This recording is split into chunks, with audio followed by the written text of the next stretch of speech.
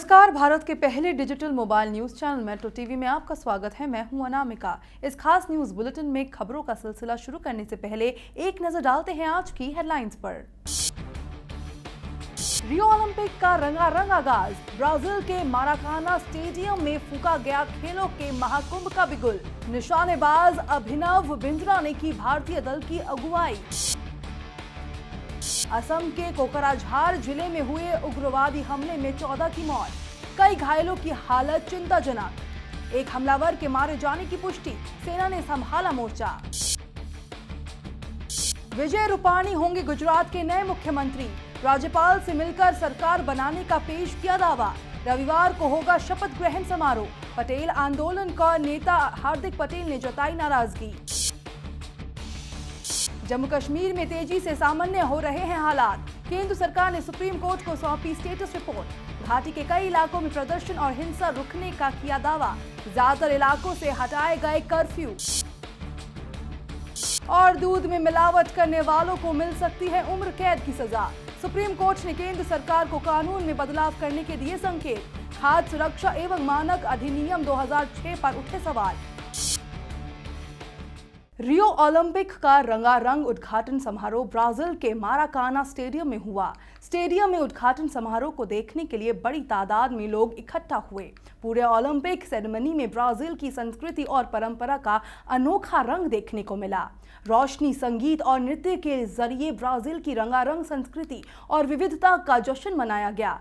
भारतीय समय अनुसार सुबह 4 बजे ओलंपिक सेरेमनी की शुरुआत हुई। भारतीय दल 95वें नंबर पर आया। बीजिंग ओलंपिक के गोल्ड मेडलिस्ट अभिनव बिंद्रा भारतीय सदस्यों के ध्वजवाहक थे।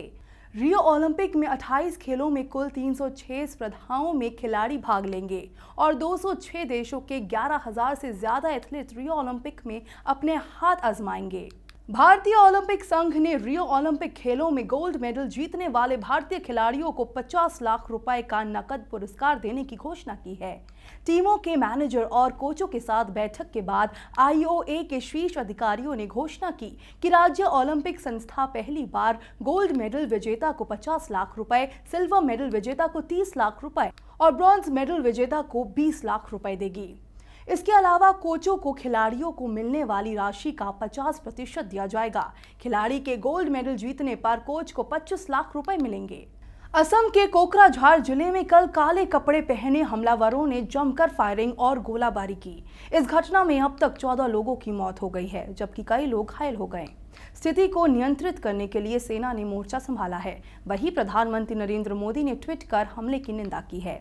हमलावरों ने फायरिंग के लिए AK-47 का इस्तेमाल किया था। शुरुआती रिपोर्टों के मुताबिक मरने वालों की संख्या बढ़ सकती है। सुरक्षा बलों ने एक हमलावर को मार गिराया है। जानकारी के मुताबिक कोकराझार के बालाघाट तिनलो में उग्रवादी ने अंधाधुंध गोलाबारी की। इस घटना में NDFB उग्रवादियों के हाथ होने की संभावना है। नागरिकों पर हुए इस हमले को लेकर असम के मुख्यमंत्री सर्बानंद सोनोवाल ने प्रधानमंत्री मोदी से फोन पर बात की है और मामले की पूरी जानकारी मुहैया करवाई है। जम्मू कश्मीर में भारी बारिश के बाद वैष्णो देवी के पास अर्धकुमारी में चट्टान खिसकने से 3 तीर्थयात्रियों की मौत हो गई है। इस हादसे में 6 श्रद्धालुएं जख्मी भी हुए हैं, जिसमें से 3 की हालत गंभीर बताई जा रही है। दरअसल घाटी में पिछले कुछ दिनों से लगातार बारिश हो रही है। लैंडस्लाइड अर्धकुमारी की गुफा के पास हुआ है। जानकारी के मुताबिक तीनों तीर्थयात्रियों की मौके पर ही मौत हो गई। जिस जगह ये लैंडस्लाइड हुआ है वहां से वैष्णो देवी मंदिर करीब 6 किलोमीटर दूर है। इस हादसे में जख्मी हुए श्रद्धालुओं को नारायण अस्पताल में भर्ती कराया है। ज्यादातर श्रद्धालुओं को सिर में गहरी चोटें आई हैं। केंद्र सरकार ने सुप्रीम कोर्ट को बताया है कि कश्मीर घाटी में कानून व्यवस्था की स्थिति में सुधार हुआ है। केंद्र ने कहा कि हिजबुल मुजाहिदीन कमांडर बुरहान वानी के मारे जाने के बाद 9 जुलाई को हुए 201 हिंसक प्रदर्शनों के मुकाबले 3 अगस्त को 11 प्रदर्शन हुए। केंद्र सरकार ने अपनी स्टेटस रिपोर्ट में कहा कि 30 जुलाई को घाटी के ज्यादातर हिस्सों से कर्फ्यू हटा लिया गया था। सॉलिसिटर जनरल रंजीत कुमार ने बताया कि घाटी में 3 जिलों के कुछ ही हिस्सों में कर्फ्यू जारी है। उन्होंने कहा, हालांकि सुरक्षा बलों और जम्मू कश्मीर पुलिस की लगातार कोशिशों की वजह से स्थिति में सुधार हुआ है। हिंसक प्रदर्शनों और झड़पों के बाद घटनाओं में काफी कमी आई है। सुप्रीम कोर्ट ने इन सभी बिंदुओं पर याचिकाकर्ता और जम्मू कश्मीर पैंथर पार्टी के भीम सिंह को जवाब देने को कहा, जिन्होंने राज्य में राज्यपाल शासन लगाने की मांग की थी। हमले की अगली सुनवाई 22 अगस्त को होगी। केंद्रीय गृह मंत्री राजनाथ सिंह ने इस्लामाबाद में सार्क सम्मेलन के दौरान पाकिस्तान के रवैये को लेकर कल राज्यसभा में बयान दिया। बैठक के बाद भोज में शामिल न होने को लेकर गृह मंत्री ने कहा कि उन्होंने इस्लामाबाद में भारत की मर्यादा को ध्यान में रखते हुए वही किया जो उन्हें करना चाहिए था। राजनाथ ने बताया कि पाकिस्तान के गृह मंत्री चौधरी निसार अली खान ने सबको दोपहर के भोज पर आमंत्रित किया था, लेकिन बैठक के तत्काल बाद वे अपनी गाड़ी में बैठकर चले गए थे। गृह मंत्री ने कहा कि इसके बाद उन्होंने भी भारत की मर्यादा को ध्यान में रखते हुए वही किया जो उन्हें करना चाहिए था। राजनाथ दोपहर के भोज में शामिल हुए बिना स्वदेश लौट आए। गृह मंत्री ने कहा कि वहां मेरे साथ मर्यादित व्यवहार हुआ या नहीं, इस बारे में कहने में मुझे संकोच होता है। उन्हें जो करना था वह किया, मुझे कोई शिकायत नहीं है।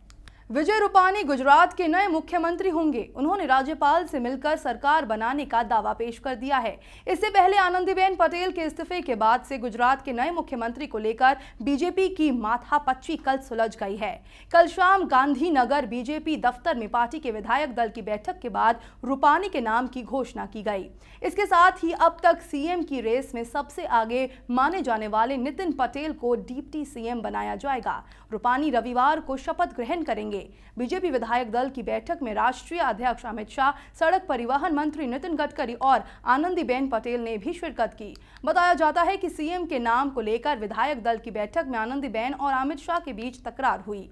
अमित शाह विजय रूपानी को, जबकि आनंदीबेन नितिन पटेल को मुख्यमंत्री बनाने के पक्ष में थे। बाद में प्रधानमंत्री मोदी के हस्तक्षेप से रूपानी के नाम पर सहमति बनी। गुजरात के नए मुख्यमंत्री के रूप में विजय रूपानी का नाम आने के बाद पटेल आरक्षण आंदोलन के अगुवा हार्दिक पटेल ने अपनी प्रतिक्रिया में कहा कि रूपानी बीजेपी प्रमुख अमित शाह के खास है और अब उनके इशारे पर ही गुजरात में काम होगा। हार्दिक ने दावा किया कि रूपानी सिर्फ नाम के लिए ही मुख्यमंत्री होंगे और पूरा काम अमित शाह करेंगे। दिन भर नितिन पटेल के नाम की चर्चा के बाद रूपानी का नाम तय किए जाने पर हार्दिक ने आरोप लगाया कि बीजेपी ने पटेल समुदाय को गुमराह किया है और कहा कि यदि नितिन पटेल को पटेल समाज में अपनी थोड़ी भी इमेज बचानी है तो वह तुरंत उप मुख्यमंत्री पद से अपना इस्तीफा दे दे। हार्दिक पटेल ने आरोप लगाया कि पटेल समुदाय का गुजरात में एक बार फिर अपमान हुआ है। वहीं रूपानी का नाम तय कर अमित शाह ने गुजरात में नई राजनीति की शुरुआत करने की कोशिश की है। पूर्व पीएम मनमोहन सिंह लंबे अरसे बाद कल संसद में बोले। मनमोहन सिंह ने आंध्र प्रदेश रीऑर्गेनाइजेशन बिल पर मोदी सरकार पर आरोपों की झड़ी लगा दी। उन्होंने राज्यसभा में कहा कि केंद्र आंध्र प्रदेश के स्पेशल पैकेज जारी करे। इस मुद्दे पर चर्चा के दौरान बीजेपी और कांग्रेस में तीखी बहस भी हुई। मनमोहन सिंह ने इस मुद्दे पर अपनी बात रखते हुए कहा कि मोदी सरकार की ओर से 2 साल पहले किए गए वादे पूरे किए जाए। कांग्रेस सदस्य के वीपी रामचंद्र राव के आंध्र प्रदेश पुनर्गठन विधेयक को उच्च सदन ने लोकसभा अध्यक्ष के पास उसके भविष्य पर फैसला करने के लिए भेज दिया। टीडीपी सदस्य कई दिनों से संसद और उसके बाहर इस मांग को उठा रहे हैं। आंध्र प्रदेश के मुख्यमंत्री चंद्रबाबू नायडू ने शुक्रवार को पीएम मोदी से मुलाकात की और विशेष राज्य का दर्जा देने का मुद्दा उठाया। आम आदमी पार्टी ने पंजाब विधानसभा चुनावों के लिए 19 उम्मीदवारों की पहली लिस्ट क्या जारी की। पार्टी में बवाल ही मच गया। पंजाब में पार्टी के वर्कर और पंजाब से जुड़े सीनियर नेता आरोप लगा रहे हैं कि पार्टी आलाकमान ने दिल्ली में बैठकर इस लिस्ट को फाइनल कर दिया और पार्टी के पंजाब के जमीनी कार्यकर्ताओं की भावनाओं को अनदेखा कर दिया गया। पार्टी के पंजाब संयोजक सच्चा सिंह, जो गुरुवार को उम्मीदवारों की पहली लिस्ट जारी करते समय नदारद थे, उन्होंने अपनी नाराजगी कल मीडिया के सामने खुलकर जाहिर की। उन्होंने इशारों में साफ कर दिया कि टिकट जारी करने के दौरान पार्टी की पार्लियामेंट अफेयर्स कमेटी ने मनमानी की है और वे उनके फैसले को मानने को मजबूर है। उधर टिकटों के ऐलान से पहले ही पार्टी के पंजाब के सीनियर लीडर और प्रवक्ता हरदीप सिंह किंगरा ने पार्टी के दिल्ली से आए नेताओं पर मनमानी करने और बदसलूकी करने के आरोप लगाते हुए इस्तीफा दे दिया। महाराष्ट्र विधानमंडल के मानसून सत्र के आखिरी दिन तमाम दलों ने एक राय से विधायकों की सैलरी में 166% तक की बढ़ोतरी को मंजूरी दे दी। अब महाराष्ट्र में विधायकों को 1,70,000 रुपए प्रतिमाह वेतन मिलेगा। महाराष्ट्र में लोक प्रतिनिधि और सरकारी बाबुओं की तनख्वाह में समानता लाने के लिए बीजेपी सरकार ने वेतन बढ़ोतरी का प्रस्ताव रखा था। इसके तहत अब विधिमंडल सदस्यों में पद के अनुसार वेतन का फर्क होगा। मुख्यमंत्री और कैबिनेट मंत्रियों को प्रति माह 2 लाख रुपए मिलेंगे, जबकि राज्य मंत्रियों को 1,80,000 और साधारण विधायक को 1,70,000 रुपए प्रति माह वेतन मिलेगा। इससे पहले सभी को हर महीने न्यूनतम 75,000 रुपए मिलते थे। इस बीच पूर्व विधायकों के पेंशन में बढ़ोतरी करना भी महाराष्ट्र सरकार भूली नहीं है। इस पेंशन को 40,000 रुपए से 50,000 रुपए प्रति माह किया गया है। साथ ही हर टर्म के लिए अतिरिक्त 10,000 रुपए प्रति माह मिलेंगे। सऊदी अरब में फंसे भारतीयों के बीच सऊदी के डायरेक्टर जनरल और भारत के विदेश राज्य मंत्री वीके सिंह कल जब जेदा में फंसे वर्कर से मिलने सोजेक्स कैंप जेदा पहुंचे तो उनमें खुशी की लहर दौड़ गई। वहां मौजूद लोगों ने वीके सिंह जिंदाबाद, नरेंद्र मोदी जिंदाबाद, सुषमा स्वराज जिंदाबाद के नारे लगाने शुरू कर दिए। वहीं कुछ फंसे भारतीय वर्कर ने भारत लौटने से इनकार कर दिया। 8 महीने से सैलरी नहीं मिलने के कारण जेदा में फंसे कामगार भारी कर्ज में डूबे हुए हैं। जेदा में फंसे राजस्थान के कुमान सिंह ने कहा कि सरकार ने हमारी मदद की और वीके सिंह साहब यहां आए, इसलिए उनको हम शुक्रिया कहते हैं। लेकिन 8 महीने से हमें सैलरी नहीं मिली और हम और हमारे घर वालों के ऊपर लाखों रुपए की उधारी है, इसलिए ऐसी हालत में घर लौटना संभव नहीं है। सुप्रीम कोर्ट ने केंद्र सरकार से कहा कि दूध में मिलावट करने वालों को उम्र कैद जैसी कड़ी सजा देने का कानून बनाने पर विचार करे, क्योंकि दूध का सेवन बच्चों समेत लोगों का एक बड़ा समूह करता है। कोर्ट ने स्वामी अच्युतानंद तीर्थ समेत अन्य द्वारा दाखिल जनहित याचिकाओं पर यह फैसला दिया। याचिका में कहा गया था कि दिल्ली, उत्तर प्रदेश, पंजाब, हरियाणा और राजस्थान में बड़े पैमाने पर मिलावटी दूध का गोरख धंधा चल रहा है। सुप्रीम कोर्ट ने अपने फैसले में सरकार को कई अन्य निर्देश भी दिए हैं। पिछले 4 वर्षों से सरकार को खाद्य सुरक्षा एवं मानक अधिनियम 2006 में बदलाव करने के लिए कहने के बावजूद कोई नतीजा सामने न आने पर कोर्ट ने ये निर्देश दिए। स्पेनिश ट्रेन टेल्गो अपने दूसरे परीक्षण के दौरान शुक्रवार को दिल्ली से मुंबई के लिए रवाना हुई। ये ट्रेन नई दिल्ली रेलवे स्टेशन के प्लेटफॉर्म नंबर 1 से दोपहर 2:46 बजे मुंबई के लिए रवाना हुई। आधुनिक सुविधाओं वाली टेल्गो का 1 अगस्त को भी परीक्षण हुआ था। परीक्षण के दौरान रतलाम के आगे पटरियों के नीचे से मिट्टी बह जाने के कारण ये ट्रेन 1 घंटा 40 मिनट की देरी से मुंबई पहुंची थी। रेलवे दूसरे परीक्षण को सफल बनाने की कोशिश में जुटा है ताकि ट्रेन समय से मुंबई पहुंच सके। रेलवे बोर्ड ने दिल्ली से मुंबई के बीच पड़ने वाले स्टेशनों को जरूरी सुविधाओं की सूचना भेज दी है। इसमें ट्रेन के पहुंचने का टाइम टेबल भी मौजूद है, जिससे परीक्षण के दौरान किसी भी तरह की परेशानी से बचा जा सके।